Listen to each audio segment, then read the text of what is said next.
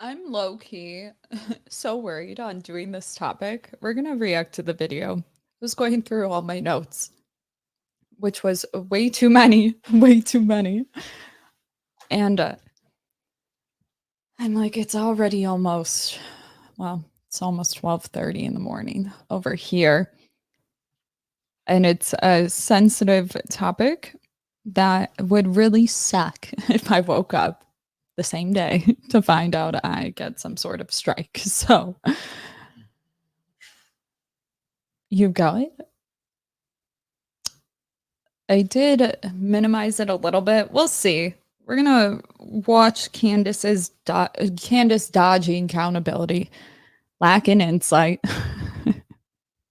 But let's just she's speaking out. Yes, ladies and gentlemen, we are finally back. Yes, I am genuinely so excited. I can't even tell you guys how excited I am to finally be back with all of my friends, just speaking about things that are on my mind. Genuinely, we have so much to catch up on. So much has taken place. What did I miss? The Daily Wire has parted ways or fired Candace Owens. The Daily Wire severs ties with Candace Owens. Candace Owens is fired. Was she fired or did she leave of her own volition? Jeremy, the God King of the Daily Wire, announced that the Daily Wire and Candace Owens have parted ways. Daily Wire and Candace Owens have ended their relationship. Got to ask you about the recent departure of Candace Owens. Justifying why he fired Candace. Like, look what's going on with Candace Owens and Ben Shapiro. I want to know what she was fired for. Dang. All right. Well, apparently I missed a lot. Welcome back, guys. And this time, it's just Candace.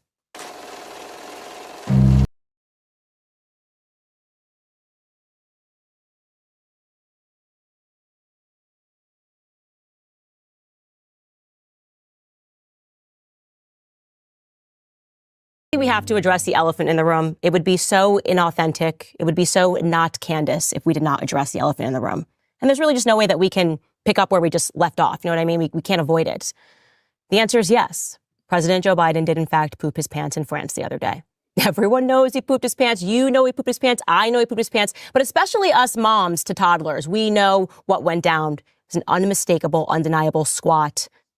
And I think the most telling part was Joe Biden's face. Jill Biden looked over at her toddler and she just looked like a disappointed mommy. She gave you have got to be kidding me here, now. Didn't I tell you to go to the bathroom before we got into the car? But that, of course, is not the only elephant in the room. I kid. There is a much bigger one, and we will address that too. You know, for me, my podcast, I describe it as just talking to my friends on the phone. That's what it feels like. I don't even feel that the entire world is listening. I kind of am just like, hey, oh my gosh, did you see this? This is crazy. I just read this crazy book. Oh my gosh, what does this mean about our government? It's corrupt. It's like talking to my family on the phone. And then we kind of sort of find out that the entire world is listening when all of these hit pieces are being written about me. And I'm like, oh, we're basically being spied on. Why is somebody listening to our private conversations? So yeah, when I found out really kind of sort of definitely with the rest of the world that my show had been rather unceremoniously canceled, it was upsetting. It sort of felt like you're talking on those old school cord phones late into the night and like your parents are sleeping and then you think they're sleeping. And then suddenly your mom picks up and she's like, yeah, this conversation is ending right now and you're grounded for 2 weeks. It's over. Deeply, deeply upsetting. And I think also something that was strange is that when most people leave their jobs, they just sort of leave their jobs. It doesn't really become this global news story where everybody feels like they have to comment. Yeah, a worldwide Twitter trend for an entire week. Crazy. And I want to say this. I genuinely, my entire life, I believe that you should always aim to split amicably, whether that's in a relationship, whether you're in the midst of a divorce, which I hope never happens, or whether it's just leaving a job. I mean, why else would we put years in anywhere if you did not want that relationship to end amicably? That should always be the aim. I want you to know that wherever you are going, don't put in years somewhere and then have it be a messy split. And quite frankly, I also think it's the right thing professionally not to speak about why you are splitting or what's happened. But I was shocked very shocked, and I'm sure you were shocked as well, when no sooner was the split announced than Andrew Claven just was like, hey, it's me. I pick myself. I'm going to be her crazy ex-boyfriend. Just like a bizarre tour he went on. He felt like it was his duty, or maybe somebody knighted him and said, you know what, Andrew Claven, this is your duty to go around and to just smear Candace Owens. Say whatever it is that you want about her. And there's a piece of this that everybody's missing, and I do want to talk about that. I think Lauren Chen really summed it up, or at least pointed to it on Twitter. She sort of said, you know, what's really missing in all of these conversations with Andrew Claven is, are you guys recognizing that he's basically saying she was really nice to him? That there was nothing that she did from a personality perspective. I'll never forget when she was on the Whatever podcast and they played a video of a woman who was like, you know, it's okay if you're maybe in your 30s and you still haven't decided if you wanted to have kids. Like, you can still make a decent life without them, like trying to encourage other people. And as soon as it ended, people were giving their thoughts. Candace was very confrontational when asking the girls about it. The specific episode, she was like, you wear all the crosses. Are you Christian too now or something, to like some party girl? Whatever. But when they ask, so what are your thoughts? She's like, I think she's a narcissist. I think she's incredibly selfish. It was just such a weird take. Do you guys remember this? It was so weird. And, you know, I talked about this on last stream, actually. And it's like, there was a girl on TikTok who was walking around New York City and she was making a TikTok like, you know, why does everybody smell like shit? Like, I walk past this person, smells like poop. I walk by this one, smells like poop, something like that. And it dawned on me the lack of self-awareness people have. If one person smells like shit, it's a big city. If two people smell like shit, still a big city. But the call's probably coming from inside the house. I think Candace I think she comes off very narcissistic. Do you guys know 1 in 5 people are narcissistic? Just heard that. Narcissistic, not a full-blown narcissist with the personality disorder. I'm just talking like high traits of narcissism. And I like I say, you got to be a little bit narcissistic to think this online thing's going to work out. Point blank, period. Like, point blank, period. So I'm not even saying it as a bad thing. But if your argument is that a woman who is trying to give hope to people that didn't have the same choices as you, like, bold.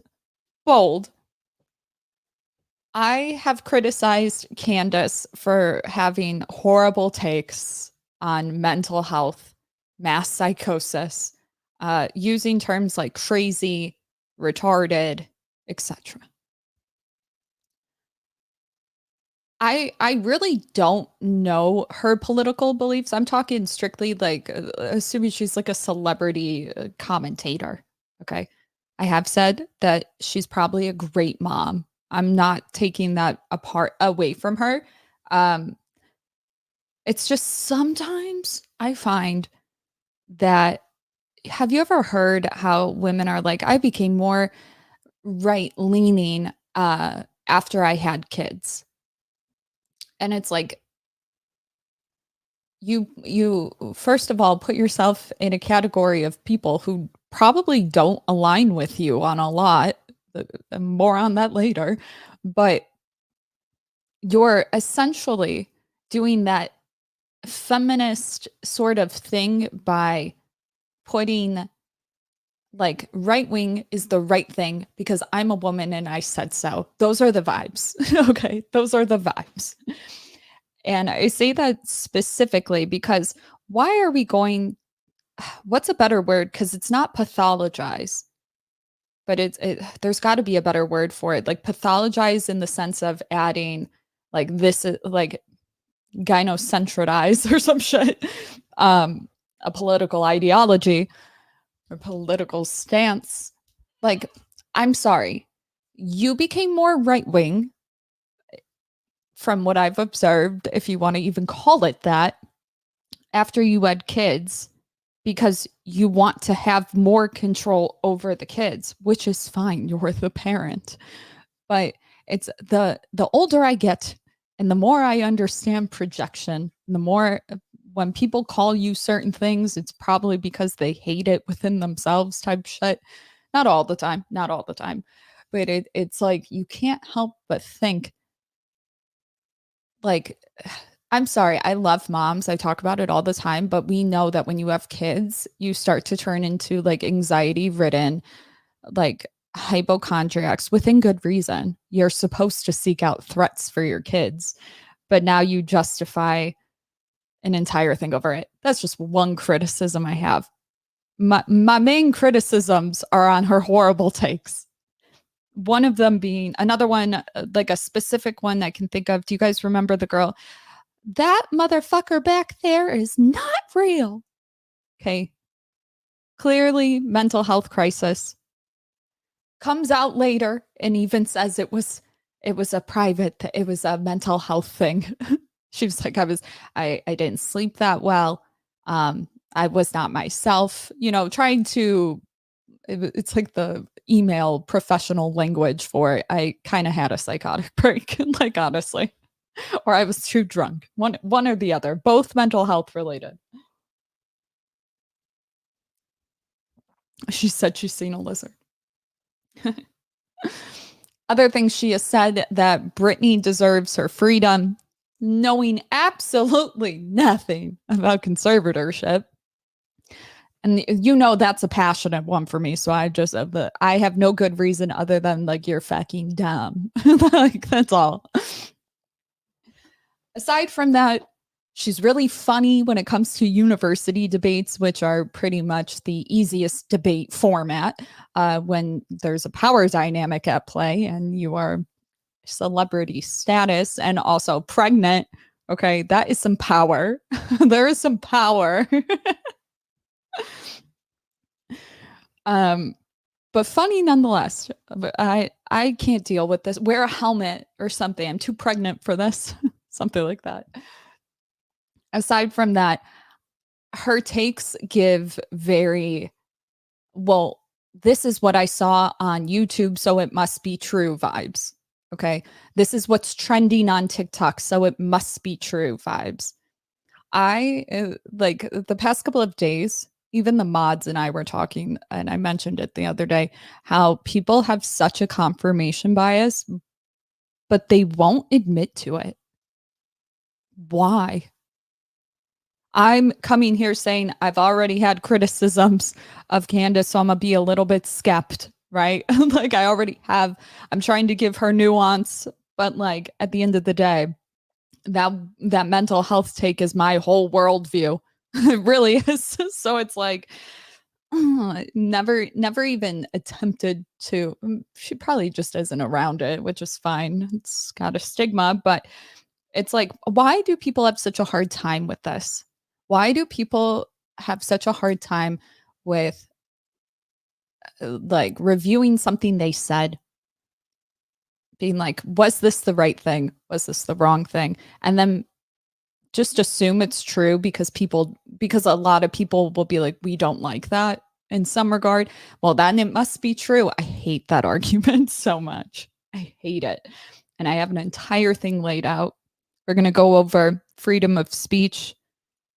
Kind of, should anybody ever put a limit on freedom of speech?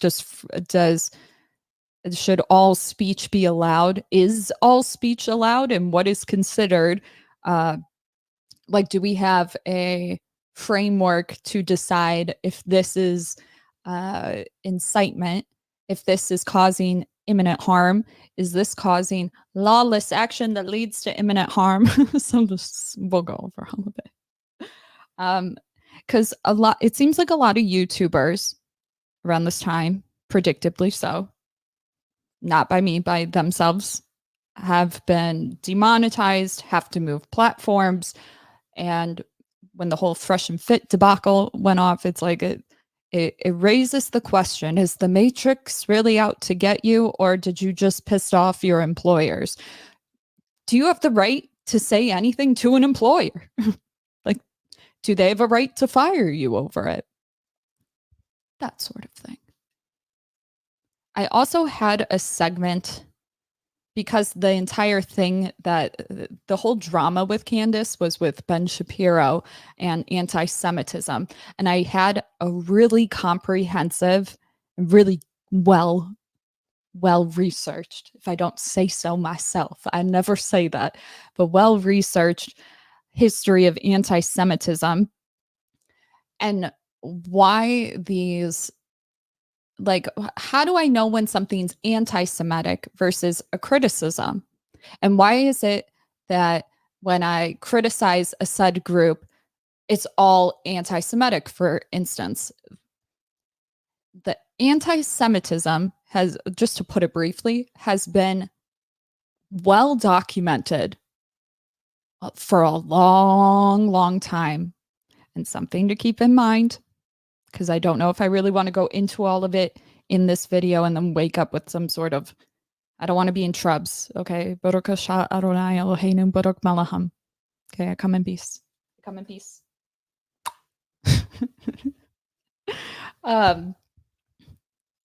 Is there a holiday coming up? Or do we just pass it? I don't know. Sorry. So anyways, it's been so well documented. And to put it briefly, when you think that a said group, like I literally, the research I did was I tried to pull every single stereotype, every single conspiracy theory, and just debunked all of it. The interesting thing, I'm going to try to put this vaguely, just like, or broadly.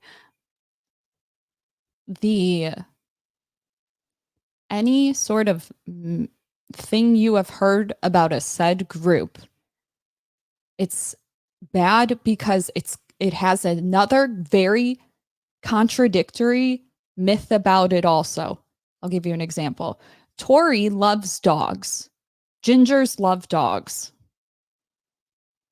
But then gingers kill dogs. Okay, so you can, I guess you could kind of love them and then also kill them. Honor killing.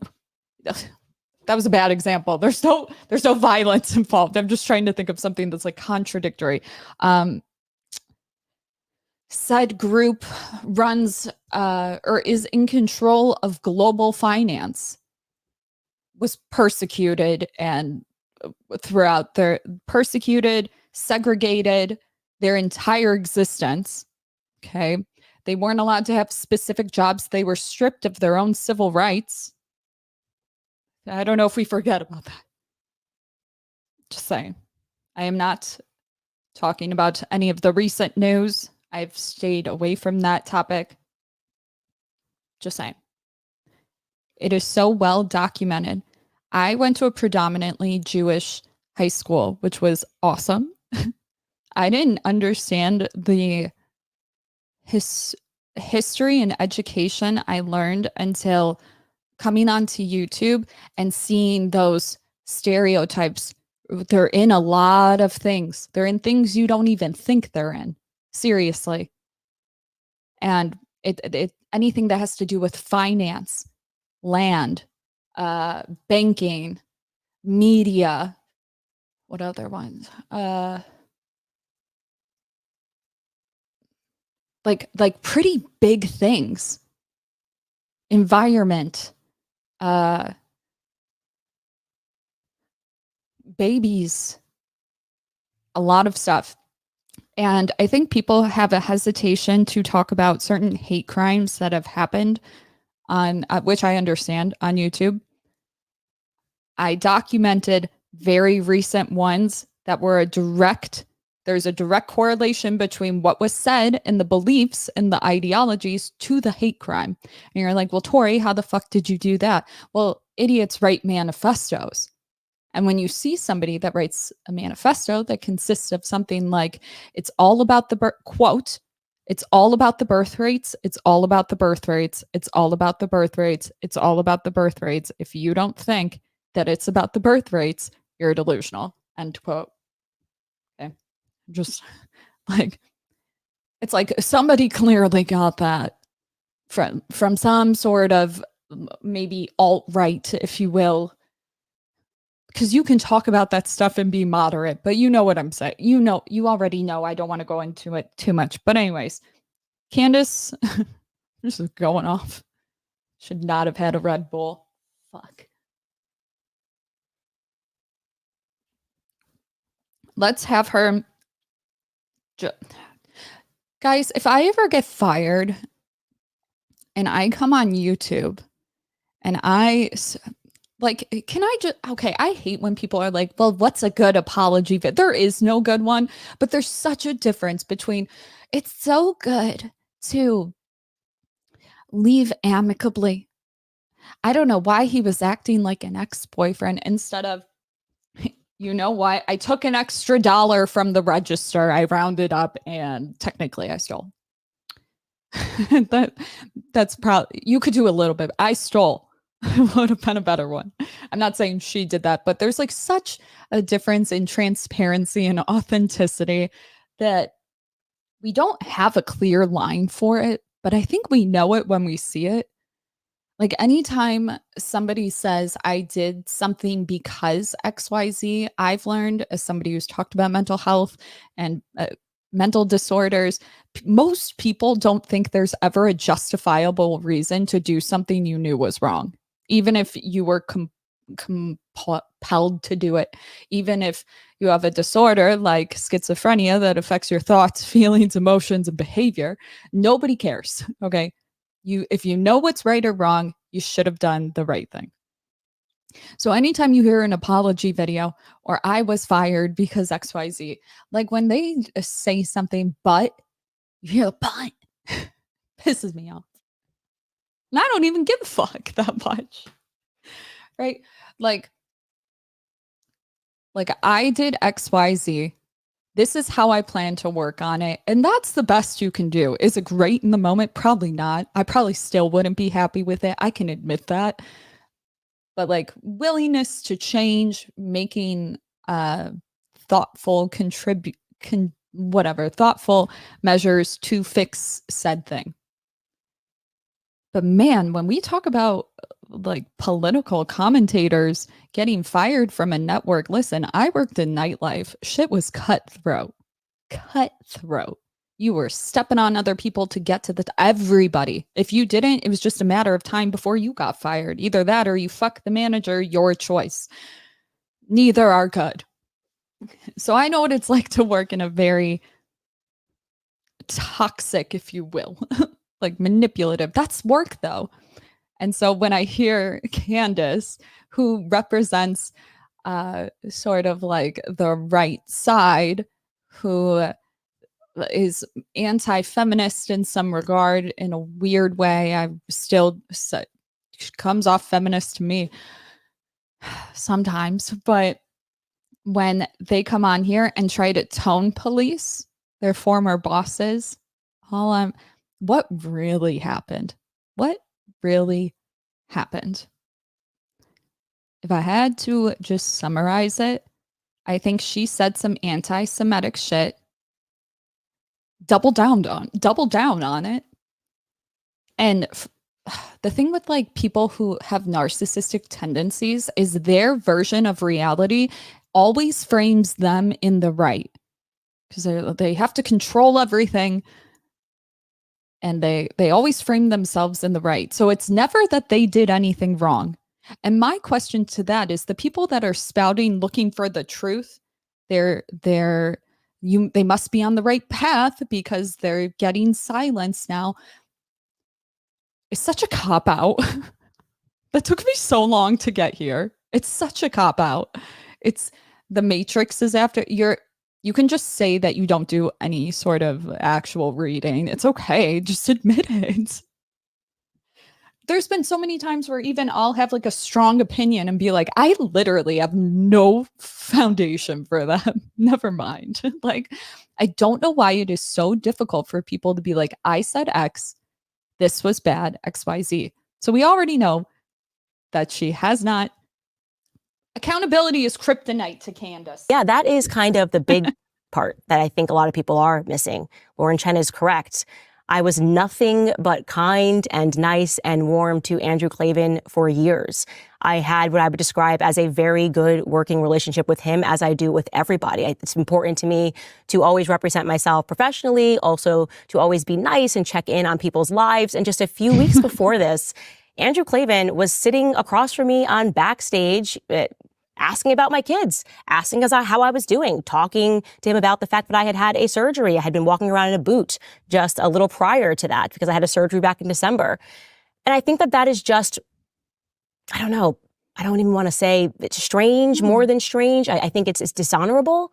You know, a lot of people go, oh, why do all of these young men follow Tristan and Andrew Tate? Why don't they follow people like, I don't know, Andrew Claven? And I've really spent a lot of time trying to understand how it is. And I think this was just recently announced that someone like Andrew Tate has become the third most Googled person in the world. That was recently announced. The third most Googled man in the world is Andrew Tate, his brother. They are from the wrong side of the tracks. How do they gain a following of so many young men following them? I think that one thing I could bet my life on is that if me and Andrew Tate were enemies, he wouldn't be sitting across from me asking me how my kids are. He wouldn't. I also want to say that just in terms of how I've always behaved with my colleagues, if I ever had a disagreement with something that they said, I would never do anything other than to go to them directly. I would not be holding on to anything. In fact, this is a true story. One time, Matt Walsh tweeted something, and I thought that he just didn't have all of the facts. I'm not even going to tell you what the situation was. It wasn't that important. But I just called him, and I was like, hey, saw your tweet. I think that you should talk to this person because I think there's something that you're missing. And Matt was like, oh, well, I'm not going to change my mind on this. And I was like, I'm not asking you to change your mind. I just want to introduce another fact. And I got him on the phone with somebody else and they had a conversation. I don't even know what happened with that conversation, but that's just the way that I would expect colleagues to behave. But you would just raise something directly with the person that you are seeing on a day-to-day basis. But Andrew Claven didn't do any of that. And what he said about me and the reason why I'm responding forcefully is because it rose to a level not just of tremendous dishonor to him as an individual, but also to blatant defamation. Andrew, he just lied. I know, it was just such a weird thing for me to watch. He was lying with such gumption. And I'm going to show you guys how you really can sort of sniff out these sorts of lies in politics in general. And we're going to start by just cutting to Andrew. He, on his second appearance talking about me, because, you know, he really wanted me gone, but also can't stop talking about me, appeared on a show called Cross Politic. And he was explaining my alleged anti-Semitism. Take a listen. The Daily Wire parted ways with Candace Owens, and part of it was things that she was saying that we felt were strongly anti-Semitic. And she was doing it in such a way that it was kind of hard to pin down. So I was trying to show where these things happen. Strongly? So he just said, if we take both what they're saying is true, I was going to say, he probably brought it up to you. You just don't think that anything's wrong. Like the people that boast about being so good at their job or better than everybody else, it makes me wonder, are you better because every form of criticism somebody had to come with, you deflected? You're like, oh, that was me. I would know. I've been there. I talk about this all the time. I was a little shit when I was like 21. I had been working since I was 14, 13, so something mildly illegal. And I remember really sitting down and being like, if an employer, just in general, wanted to correct me on a behavior, how would they go about it? That's an uncomfortable situation. Because like as an employer, they're like, well, it's not even, I don't want to hurt their feelings. What happens when they say, oh, it wasn't me? What happens when they get defensive? I don't know if you guys have ever tried to bring something to somebody whose instant reaction is to get defensive. It's like you could be coming with good intentions. You already know they're going to be defensive, but you want to bring it up in the most rational way. What happens when they're still defensive? There's only so many times you can bring something to somebody before they get tired of it and just see you as not cooperative. And that's the cold, hard truth. Like I'm telling you from experience. Once I was able to like put myself in the manager's shoes, I was like, damn, I wonder if like these times, you know, I could not take criticism when I was 21. No, that wasn't me. Like it's fucked up, but growth, baby, growth. But I'm just saying, if you ever get fired from a job or you get written up,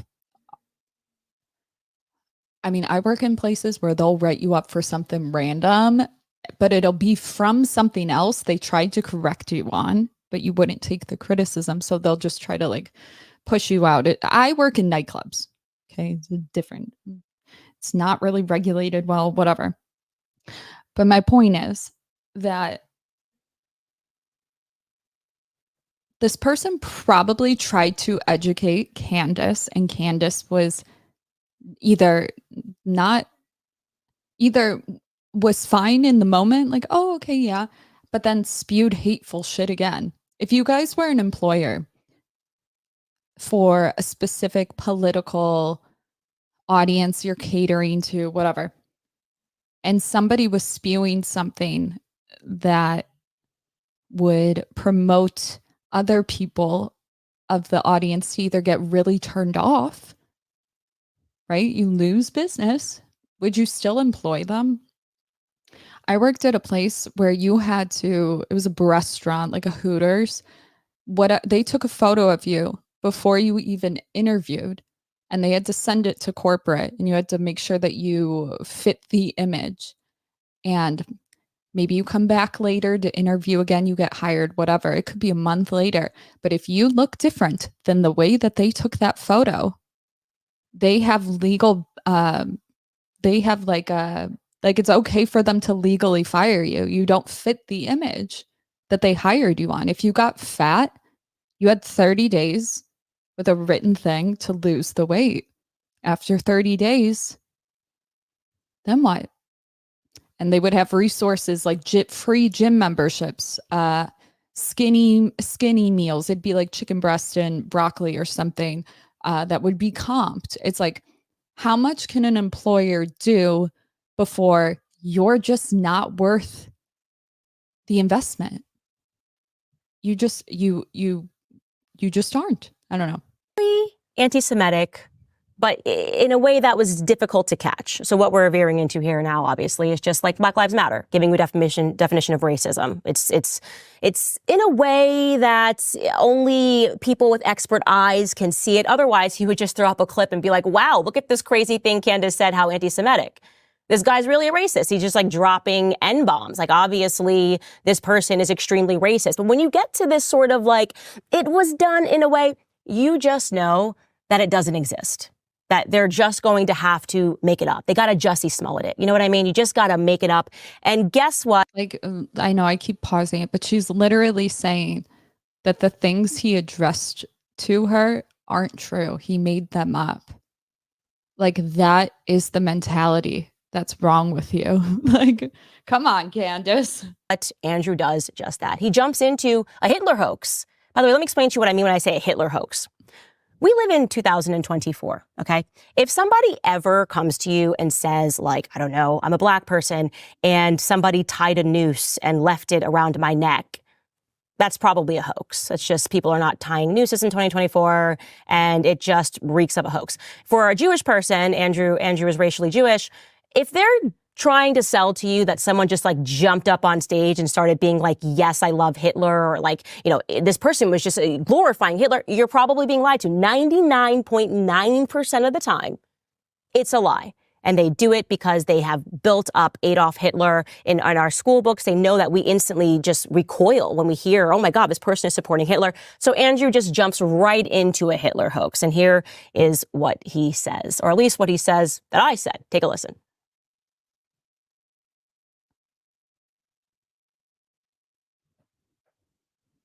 I'm just thinking about when I was younger and just, if I was telling something to a friend and like deep down, I knew that I was kind of in the wrong, but I could like say it in a way, poison the well, if you will, where they would obviously side with me without any critical analysis.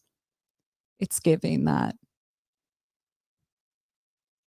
If like, let the videos play first before you try to influence it. Granted, like I said, I was already coming in.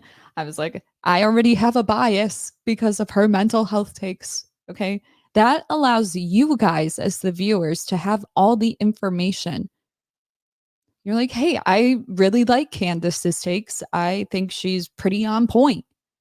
But damn, I like Torrie. I like her takes, but she's already saying Candace is wrong here. What do? It's like, you don't need, first of all, you don't have to always follow anything anybody on the internet says. Second of all, it's really crucial to know when people have a bias.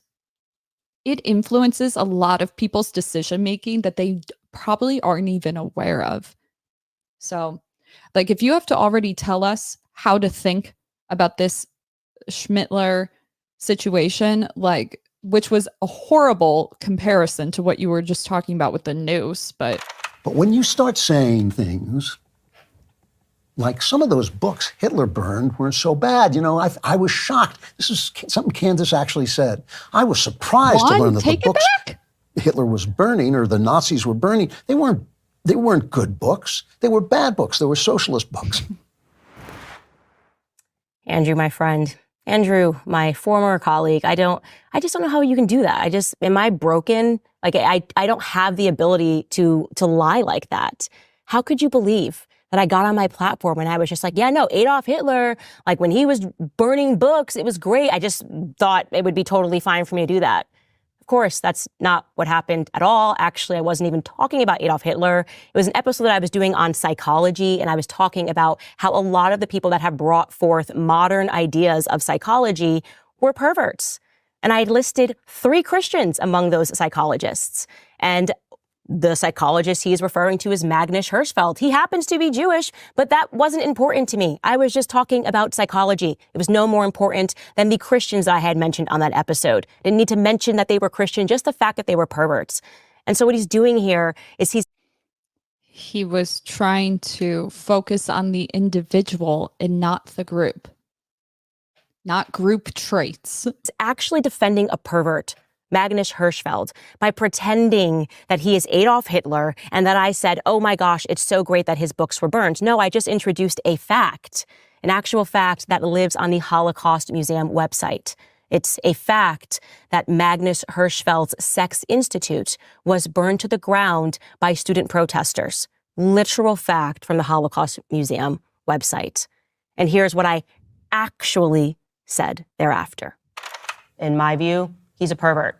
Doesn't mean that his library or his institute should have been burned down. There's no excuse for burning down an institute. That's good. There it is, you guys. Does that sound like someone who's supporting the burning of books in any capacity? No. And that's why he never showed the clip, of course.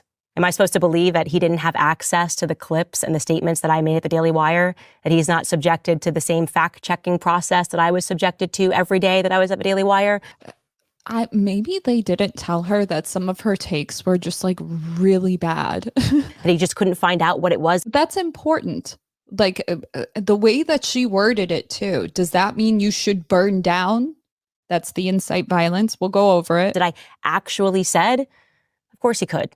He just wanted to lie and he wanted to smear me. And I think that that is awful. I think that's really awful. So what is it that I did that actually upset Andrew Claven? That was kind of what I did. I've had such a great relationship with this guy. What did I do to deserve this? I would never do this to him or any person. What did I do that amounted to him planning an attack on me and smearing my name, absent any clips, absent any context? Like literally everything she's saying falls under text. And he kind of gives it away in the title of his episode, because Christ really is king. And this, honestly, is just where things got a little bit disturbing for me. Andrew, for 5 entire months, had been seething. Why don't you play an unreasonable take? She's going to talk about the Britney thing and the Kanye thing. It's coming. I mean, unbeknownst to me, never mentioned it to me, never when I saw him, over a tweet that I had sent last November. Also, I did give another one in the beginning with the Whatever podcast. Sean, keep up. Where I share. But I like this shit. I like this shit. I like when people have the balls to say shit like that in the chat. We are not in an echo chamber.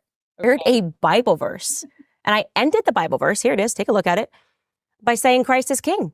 It's just a Bible verse, okay? You will note that nobody is tagged in this verse. This was not a response to any thread. It was a standalone tweet. But remember, Andrew is lying his face off, right? So he says, okay, this is the tweet that upset me. Now I'm just going to pretend that this tweet was delivered in a different way. And here is how he lies again. No. The truth that hid wickedness, that I thought was the most wicked truth to use, was the truth that Christ is king. You know, when you spit that phrase at Ben Shapiro, that she used Christ as king in an argument with Ben Shapiro, where it obviously carried this weight. And so that's why I was addressing it. So there you have it. No, of course, I did not spit that phrase at a Jew. I just tweeted it all by itself. I did not use that phrase in an argument with a Jew. I just used that phrase at the end of a Bible verse because that's an appropriate time to use that phrase when I was calling for peace after actually somebody insulted me and called me faux sophisticated. And it was meant as nothing more than, I'm calling for peace. That's it. Christ is king of my heart. I don't need this drama because, if you remember, I was 38 weeks pregnant. And so obviously the world responded because I guess Andrew thought it was such a brilliant idea to launch this attack on Christian doctrine during Easter week. And people didn't like it. They didn't like it. And I just want to say I am so grateful to all of you who defended me and said how wrong this was, what was happening, how you just don't treat a colleague like this, and called out the sinister nature of what it was that he was doing. And he kept it up, trying to justify it, doing interview after interview after people essentially revolted and said, how can you do this thing? By then veering into what I would call Hitler dog logic. They're like, what are you talking about? She said Christ is, what is wrong with her saying Christ is king? And he has an explanation. It's Hitler dog logic. Take a listen. And there is a substantial coterie of people, anti-Semites, people who hate Jewish people, who are using Christ the King as what the left would call a dog whistle. And they use it to spit at people. There are pictures of Nick Fuentes, who is a raving anti-Semite, shouting Christ the King in this kind of aggressive, pugilistic way to mean essentially Jews are screwed. You know, that's basically what they're saying. So throughout history, Jews have been used as scapegoats for a lot of political upheavals. I can never say. So you have it, you guys. Candace didn't actually say anything, but this person, Nick Fuentes, also said Christ is king years before Candace. And apparently Andrew Claven thinks that Nick Fuentes wrote the New Testament. And so anytime you are going to use Christ is king, Jesus is king, you be sure that you recognize his Hitler dog logic. Do you have a dog? Do you guys have a dog? Did you know that Hitler also had a dog? Have you disavowed Hitler today with your dog? Yeah, well, then that would make you a Hitler lover.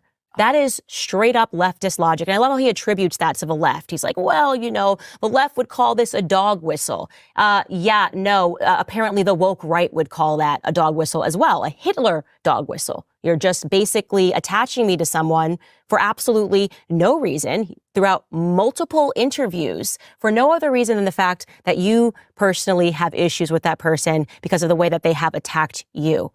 It is ridiculous. But you know what?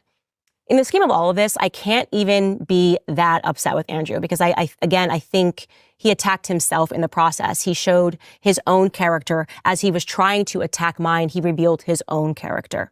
But you have to ask yourself, what gave Andrew the courage to lie so belligerently? Other than the fact that, by the way, the person in charge of fact-checking at the Daily Wire, the general counsel, is his son-in-law. So I think that probably helped it get through the fact checks. His married to Andrew's son. But what else gave him the courage? Well, what was it that Kanye was saying about the contracts? He must have known that I couldn't reply.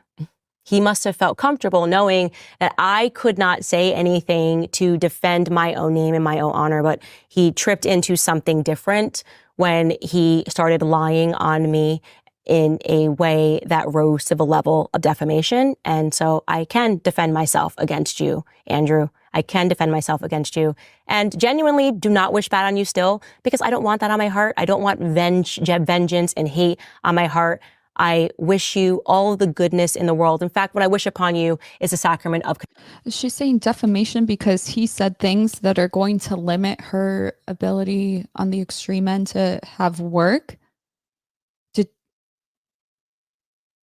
you think so? I don't see it that way. Do you guys see it that way? Confession for doing something with such thoughts to plot for that long, for months. With this is just it just defies belief with me. I could never do that. I would just go speak to my colleague. And here's what I will say: always in my life, when things like this happen, there is always a reason. And it is because it inspires me. It inspires me to be great. It inspires me to be greater than I had been. And it inspires me to win against people that are doing bad. And so we decided to have some fun. So many of you guys sent me emails. We were just completely inundated with people asking, how can we support you? And it's one thing to be like, hey, we want a donation. It's another thing for us to be able to create a product. How is it defamation if it's true, though? You know? Product which will help support this show in all of the ways that it is growing. You guys, I am introducing Standis cups, not to be confused with a Stanley Cup. The first one that I am going to sign is going to go to Andrew Claven. On the front here, we have the show logo, and it says, Christ is King. And yes, indeed, the back says woke right tears. I am telling you guys, these are all the rave. You're going to want to head to clubcandace.com. And when you buy one of these Standis cups, you support the show. You support us being able to stay independent. And by the way, here's what we're going to do. We're going to discontinue these. So this is the white one. We're going to discontinue these every time we hit the next million subscribers. So right now, I think, what are we at? Like 1.5 million subscribers on YouTube. When we get to 2 million, this gets discontinued, and we're going to create another Standis cup, and you're going to have to collect them all as we climb back up to the following that I had. I think we were close to 4 million subscribers. It's okay. We can rebuild. They get to keep that channel. We get to build this channel, and it's all going to be great. So I really do want to thank Andrew Claven for the inspiration to launch the Standis cups. So many things you can do. It withstand us any temperature. If you have a disagreement with somebody and you want them to understand you, these cups are going to be absolutely amazing. Not to be confused with Stanley cups. Those are basic. Those are backwards. Those are wrong. Head to clubcandace.com, support the show. And again, you guys, I just want to say thank you so much for every tweet, every Instagram post. I saw it all. I saw it all, and genuinely would not be sitting in this chair if it wasn't for all of you who were supporting me from the very beginning of this.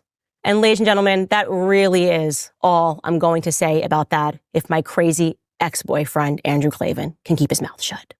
All right, guys, we're about to get into some stories, but I want to remind you guys to subscribe to this YouTube channel because this is the new YouTube channel. They're keeping the old one. That's okay. We can rebuild. Also, amazingly, we are available on Spotify. We're available on Apple Podcasts. Wherever you listen, we are probably available. And I want to thank all of my supporters on locals.com. I could not have done this, literally could not have done this without your basically investment in me and in the studio. I feel so blessed. Let's get into some stories. All right, we'll come back. I'm going to go over understanding. Oh, baby, I need alcohol.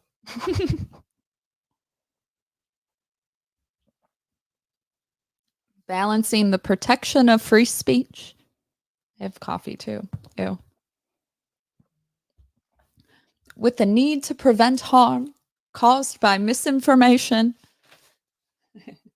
I haven't heard that voice in a while. Okay. In many democracies,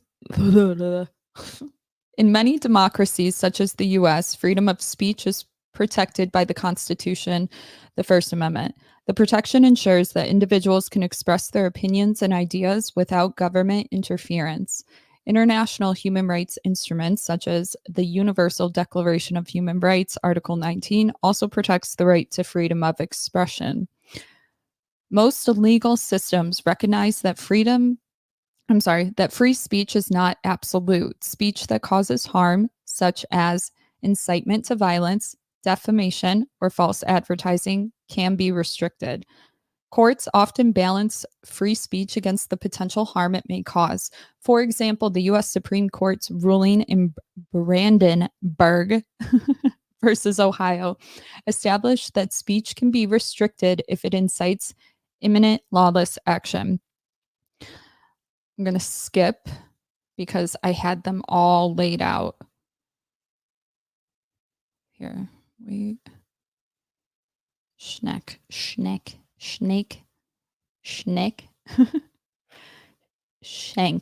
It's shank. I don't like that word. I don't like it at all. Okay, here are the legal precedents. Number 1, Shank versus United States, 1919. March 3rd, 1919. During World War I, Charles Shank distributed leaflets urging resistance to the draft. He was charged with violating the Espionage Act of 1917. The Supreme Court, in a unanimous decision, upheld Shank's conviction. Justice Oliver Wendell Holmes Jr. introduced the, quote, clear and present danger, end quote, test, stating that speech can be restricted if it poses a clear and present danger of significant harm. Quote, the most stringent protection of free speech would not protect a man in falsely shouting fire in a theater causing a panic, end quote. 2. Gitlow versus New York, 1925. June 8th, 1925, Benjamin Gitlow, am I saying that Gitlow? Sorry, a socialist, was convicted under New York's criminal anarchy law for publishing a manifesto advocating the overthrow of the government. The Supreme Court upheld Gitlow's conviction. The court affirmed that states could restrict speech that has the potential to lead to dangerous actions, but it also extended the reach of the First Amendment by stating that free speech protections apply to state governments through the 14th Amendment. Number 3, Chaplinsky versus New Hampshire, 1942. Walter Chaplinsky, sorry, I'm bad with this, a Jehovah's Witness, was convicted for calling a city marshal a, quote, goddamned racketeer, end quote, and, quote, a damned fascist, end quote, in a public place, which was deemed to violate a state law prohibiting offensive speech. The Supreme Court upheld the conviction. The court introduced the concept of, quote, fighting words, end quote, which are words that, by their very utterance, inflict injury or tend to incite an immediate breach of the peace, end quote. Such speech is not protected under the First Amendment. Number 4, Starrett, Brandenburg versus Ohio, 1969. Clarence Brandenburg, a KKK leader, was convicted under an Ohio criminal syndicalism. It's the L and the A, y'all, or the L and the I, for advocating violence during a K rally. The Supreme Court unanimously reversed Brandenburg's conviction. This is important. The court established the, quote, imminent lawless action test, which states that speech can only be restricted if it is directed to inciting or producing imminent lawless action and is likely to incite or produce such action. The ruling provided greater protection for speech and clarified the limits of government authority to restrict it. Number 5, Rav versus City of St. Paul in 1992. A teenager was charged under a St. Paul, Minnesota hate crime ordinance for burning a cross on a black family's lawn. The Supreme Court struck down the ordinance, and the court ruled that the ordinance was overly broad and content-based, thus violating the First Amendment. The ruling emphasized that even hate speech is protected unless it falls into a category of unprotected speech, like, quote, fighting words or incitement to imminent lawless action. Number 6, Virginia versus Black, 2003. Barry Black, a KKK leader, was convicted under a Virginia statute that banned cross burning with the intent to intimidate. Intimidate. Keyword. The Supreme Court ruled that while cross burning with intent to intimidate can be prohibited, the statute was unconstitutional because it presumed intent to intimidate from the act of cross burning itself. The ruling reinforced that while states can prohibit acts intended to intimidate, they must not infringe on the expressive conduct protected by the First Amendment. Jesus. Okay. Clear and present danger, Schenck, United States. We did it. Speech can be restricted if it presents clear and present danger of significant harm. 2, state regulations of 14th Amendment, Gitlow versus New York. States can restrict speech that could lead to dangerous actions, but First Amendment protections apply to state governments through the 14th Amendment. Number 3, fighting words doctrine, Shaplinsky versus New Hampshire. Speech that inflicts injury or incites an immediate breach of the peace, fighting words, is not protected. 4, imminent lawless action test, Brandenburg. We starred that one, versus Ohio. Speech can only be restricted if it is intended to incite imminent lawless action and is likely to produce such action. 5, content-based restrictions, Rab versus City of St. Paul. Even hate speech is protected unless it falls into an unprotected category like incitement or fighting words. Content-based restrictions are scrutinized heavily. 6, intent to intimidate, Virginia versus Black, 2003. Acts intended to intimidate can be prohibited, but statutes must not assume intent without clear evidence. Whew, that was a lot. That was a lot. That was a lot.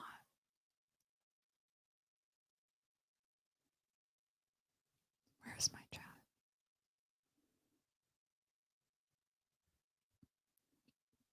chat? This is too complicated. Really? Because I stuttered. Okay, let's go back. So this is Just Candace, which is very, very exciting because it's an opportunity for me to do ads in a different way as well. And I wanted to really get involved with the advertisers and to read you ads that I actually believe in, to bring you to companies that I actually believe in, that I think align with our mission as conservatives, our mission as Americans first and foremost. And so I am so proud to tell you guys again about Good Ranchers. You guys should definitely be getting involved with this company. The backstory is amazing. It's not one that they share often. It's about a couple that just really felt God tell them that they needed to get into this market because we know there are just such horrible toxins going into all of our food. So support this company, guys. Father's Day is coming up, and that is a great time to jump in and to try Good Rancher's new box. You're going to get your meat delivered right to your door. And if you're thinking about your father and you're going, oh, what can I get him for Father's Day? Yeah, well, it's called the King Cut Box. It's a true dad is king of the grill experience, packed with 2 thick cut bone-in ribeyes, 4 center cut filet mignons, and 2 thick cut bone-in New York strips. It's a feast fit for a dad king. The perfect gift for this Father's Day. And that is not it. Exclusive. Hold on. Okay. The mosque shootings of 2019. Brenton Tarrant's manifesto titled The Great Replacement drew heavily from white supremacist and anti-immigrant rhetoric found online. Here's a quote, okay? It's the birth rates, it's the birth rates, it's the birth rates. If there's one thing I want you to remember from these writings, it's the birth rates. must change. End quote. El Paso Walmart shooting 2019. Patrick Crusius posted a manifesto on 8chan before the attack filled with anti-immigrant and white nationalist ideologies. Quote, "This attack is a response to the Hispanic invasion of Texas. They are the instigators, not me. I am simply defending my country from cultural and ethnic replacement brought on by an invasion." End quote. Number 3, synagogue shooting 2019. John T. Ernest posted a manifesto online that echoed the sentiments of previous white supremacist attacks. Quote, "I feel no remorse. I only wish I killed more. Jews deserve nothing but hell. I will send them there." End quote. You can't tell me that that's not anti-Semitic. Number 4, Orlando Pulse nightclub shooting 2016.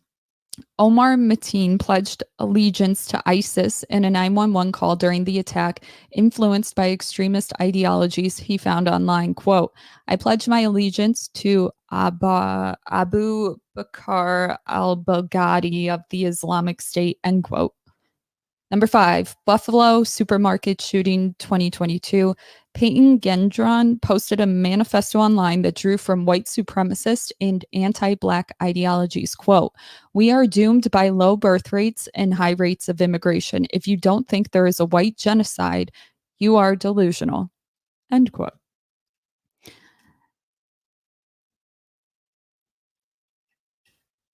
Did I forget?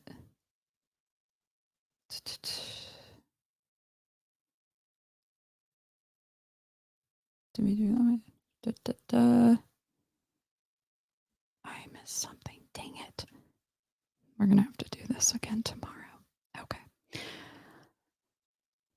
The mosque shootings. The perpetrator was heavily influenced by white supremacist content and anti-Muslim rhetoric he found online. He also posted a manifesto filled with hate speech and live streamed part of his attack on social media.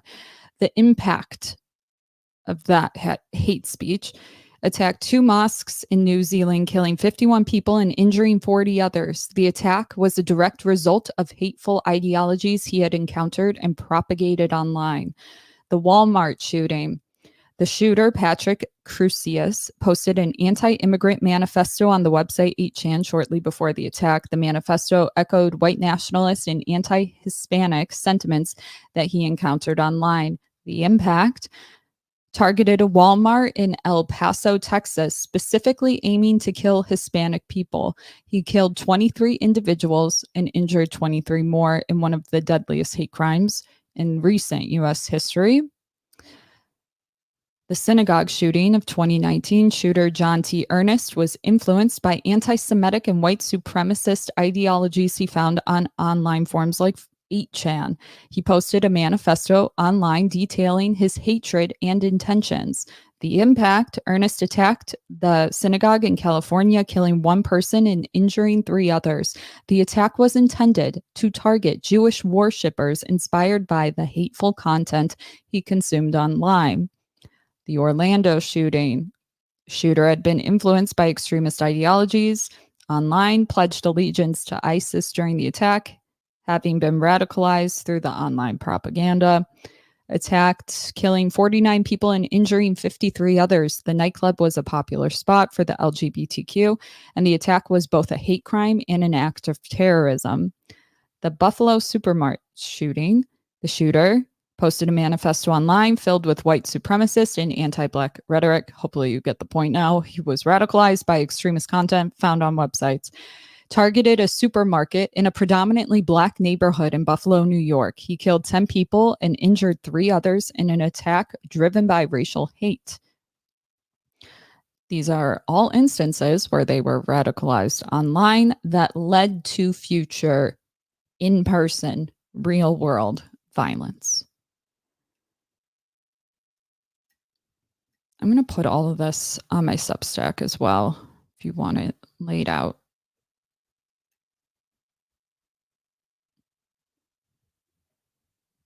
Hold on. So I didn't make a massive leap. I feel like it really just summarized a lot of it, but I didn't add in the violent part, whatever. So I made a debate, and I made it for somebody who is for any kind of speech versus, and every possible argument for it. It doesn't lead to violence. We have safeguards in place, all of that.